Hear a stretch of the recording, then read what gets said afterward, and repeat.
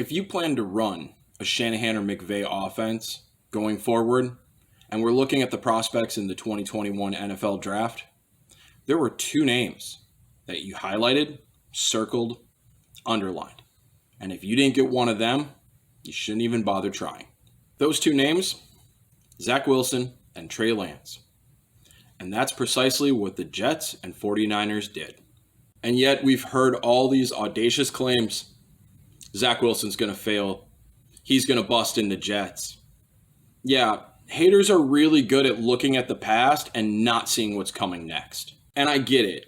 Jets fans are beat down and weary. They have themselves full of doubt. And it's earned. It's earned doubt. It's never been right. So Jets fans, pessimists, haters, take a deep breath, think of the word if, and then throw it out the window. Because this video isn't going to be about how Zach Wilson fits in this offense. It isn't going to be if he's going to work in this offense. This is going to be when. So Jets fans, are you ready to hear your future? Because this is a trend. This has been laid out, tested, retested, and proven multiple times in this league. To be honest, it's so proven that I'm a little ticked off I'm coming around to it so late. Because the success plan for Zach Wilson's already charted. And we will cover it in three ways. The Shanahan, McVay lull. Success can wait.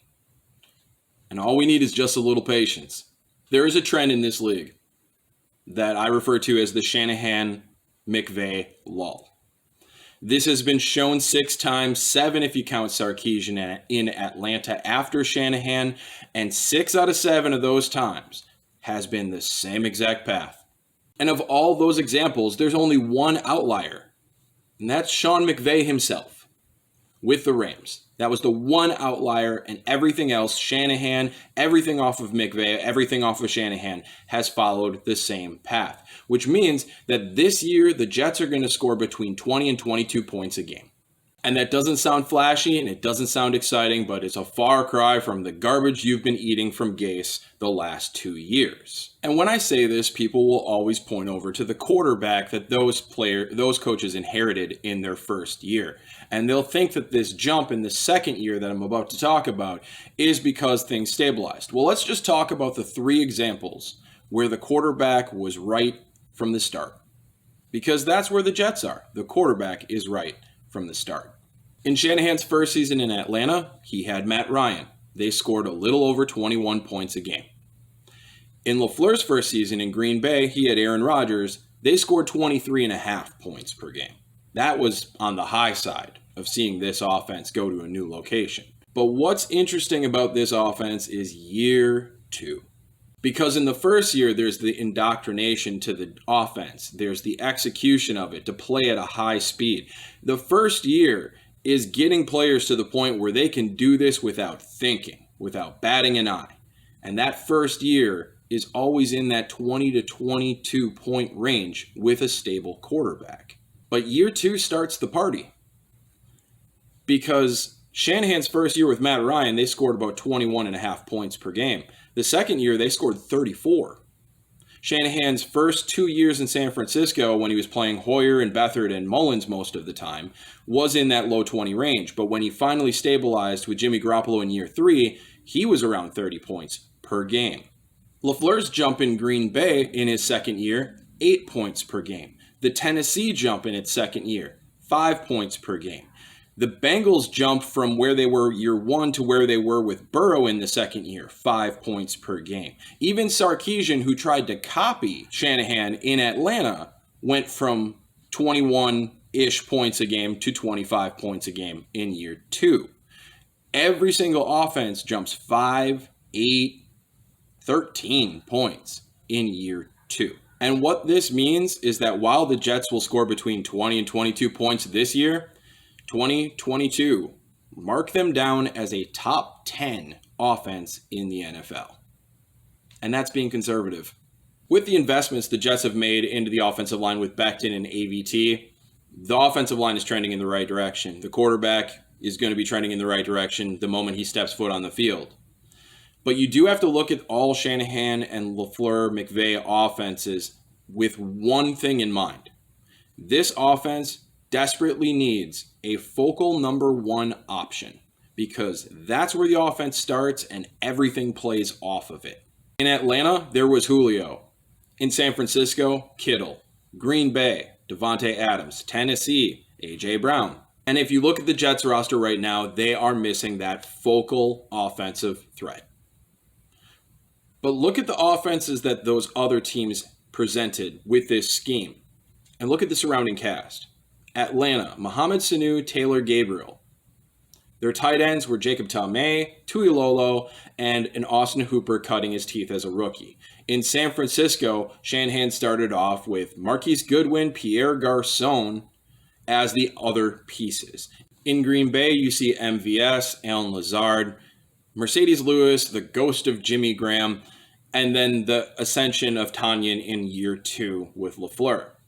If you look at the Jets' entire offense right now as the supporting cast, they're actually more talented than that Atlanta team that Shanahan had, that the San Francisco team that Shanahan started with, and that the Green Bay team around Devontae Adams right now. Which means that this offense, 1 year, one focal high-ranking weapon, and boom. And for that, Jets, you gotta wait 1 year. And that's a good thing because you hired a defensive coordinator as your head coach. And your offensive coordinator, if things went great in year 1, would be on the front of the line for head coaching jobs next year. And that's part of the problem that comes with this. Year 2, 2022, LaFleur is going to, this offense and LaFleur will explode. And that will put him on the short list for head coaching jobs around the league. What this stresses at that point in time is like Vrabel, who's had to go through LaFleur, Smith, and is now on his 3rd offensive coordinator in 4 years. Salah will have to have a pipeline or be able to recruit the next man up.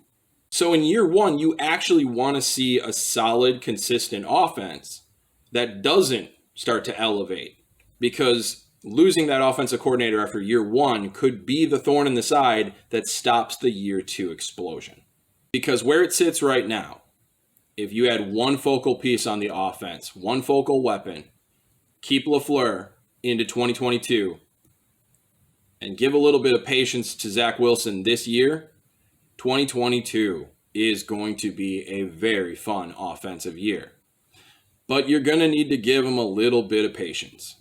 And this is due to partially the offense, but partially the quarterback that Zach Wilson is. I say it all the time. I'd rather tame a Mustang than turn a pony into one. You have a Mustang, but there are going to be drawbacks in year 1 because you have to tame that Mustang. Notably, with Zach Wilson, he tries to create off-platform consistently. And the one issue in Zach Wilson's game that stands out to me is that he is a base momentum thrower. So when he is off platform, the zip cap, the distance he can throw the ball on a line, the arc that he will attack deep down the field, it will get worse. Now, it has room to get worse and still be highly functional. But in year 1, he's going to have to adjust to his new surroundings. There are things he could do at BYU and get away with that he's going to throw in the NFL, and he's going to get welcomed. 10, 15, 20 throws in his rookie season that he's going to have to learn he can't do at this level. And that's something every young quarterback who creates has to work his way through. Remember that with Ben Roethlisberger, when he came out his first 2 years, the Pittsburgh Steelers clamped training wheels on him. And when they finally opened up the offense for him in year 3, he turned it over nearly 30 times. Zach Wilson's going to get those training wheels took off right away. And as soon as he gets beyond that understanding of what windows look like in the NFL, the faster he gets there, the better. And if you put him in that position to struggle a little bit in year 1, year 2 is only going to be better for it. So ignore that word if. Ignore the haters for 1 more year, because 2022 is when things start getting fun. Expect the Shanahan family tree lull in year 1. Expect 20 to 22 points a week in an offense that is running competently. Again, much better than last year and the year before. and realize that you are T-minus 16 months, T-minus 17 games, and one focal weapon away from being a top 10 offense in this league. Just give it a little time, and it'll get there. And if you think this is a Zach Wilson hype video, no. This is historical trends and numbers that project what his future will be. So it is said, and so it will be. I love you guys. We need you. Stay strong, and I'll see you on the other side. And for the Jets, 2022.